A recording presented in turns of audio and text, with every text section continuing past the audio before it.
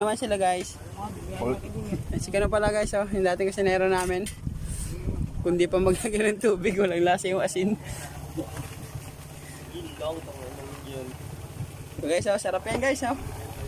Ang isda na yan ay, ano ba tawag dyan? Bangus. Hindi mo nakita eh. Puro may magluluto, mas masarap ka mo. Ay guys, nakita ko ulam ko guys. Kakain na ako guys. Ay, masaliguran mo, mas masarap ka mo. Ito guys, mas masarap guys. Oh. Tama, tingnan mo. Gago ka. Post ko talaga ito. Ano?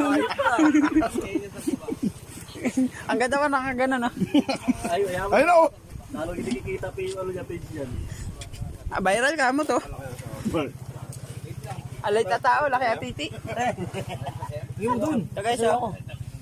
Malasang Ang tawag dyan. Balik mo dun. Kain muna tayo. Bibis na ito. Ito pa rin siya.